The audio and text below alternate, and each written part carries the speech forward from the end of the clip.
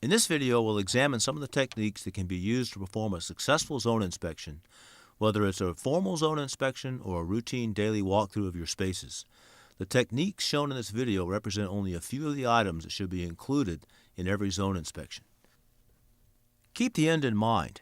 Every discrepancy must be properly documented per the 3M manual and your ship's zone inspection instruction, and then it needs to be corrected if your efforts are to be meaningful. Let me emphasize that the primary responsibility of every supervisor is to ensure the safety of their personnel. From the moment you enter a space, be sure that you give first priority to recognizing any condition which could be considered unsafe.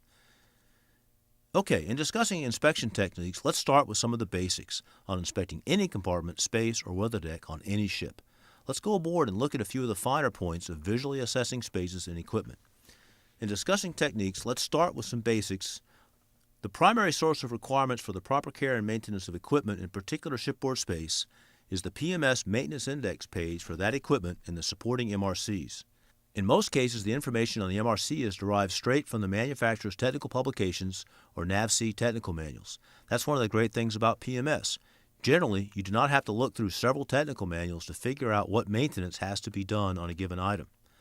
Consider the condition of structures, systems, and equipment located in the area. This includes ventilation, piping, electrical, electronics, weapon systems, sensors of all kinds. Try not to view things as self-contained units. Rather, view them as part of the larger system and what is the impact that unit or component has on the function of the entire system. Look at everything from a distance and then zoom in. As you enter a space, survey it as much as you can from the entry point. Stop at the top of the ladder. Look across the top. Form an initial impression. As you inspect, cause your eyes to focus on what you're looking at. Now, pay attention. Use the flashlight to guide your eyes over an area where you're looking. This will help you focus on a specific item. Question what you see mentally. Question it out loud. Is this right? Is there something missing? Why is this way? The answers from the space personnel may surprise you. Can the operations conducted in this area be done safely given the physical layout of the equipment and the condition of the equipment? If not, write it down.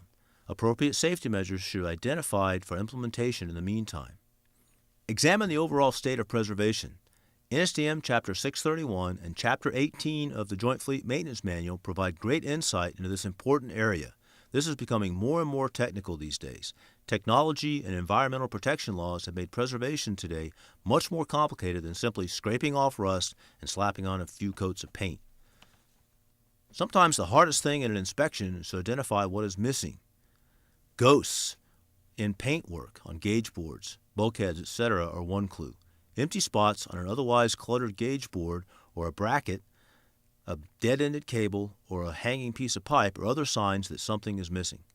These items should already be documented either as discrepancies or they should be authorized. Look for zerk fittings in systems and equipment. Are they dirty, painted over, or missing? If so, it's not being well maintained. Oil sumps that have several coats of paint over the inspection port nuts indicate that the sump cover has not been removed for a while. Now, we're moving to reliability-centered maintenance, so this may not be a problem, but it does require a closer look. Is the pump in NOAP? Do the fill cap and drain look like they've been used? If not, no one is sampling that sump. Ask to see the record of internal inspection and sampling results as applicable. Dirty spaces in equipment indicate a general lack of interest in most cases unless there is some clear explanation, such as a major rip-out of equipment, part of an industrial availability. Even then, a well-maintained space should not have an accumulation of industrial waste and dirt. An industrial environment is no excuse for having debris scattered about except when there's actual work taking place. You should find parts of open equipment labeled and safely secured in cans, bags, or boxes as appropriate. If they're laying around, you can be sure that they'll be lost while the equipment is being worked on. If there's any unique work, such as welding, burning, or gas freeing going on in the space, make sure it's being accomplished per ship's instructions. Personnel performing these procedures should be knowledgeable of the procedure and its requirements. They should be properly equipped, and they should comply with all procedures. Don't forget your own personnel safety. Ensure the things you inspect are safe to inspect and that the proper notifications and permissions have been obtained. For instance, obtaining permission to go aloft to check on some antenna platforms may be required prior to the inspection. Finally, don't rush. This takes time, okay?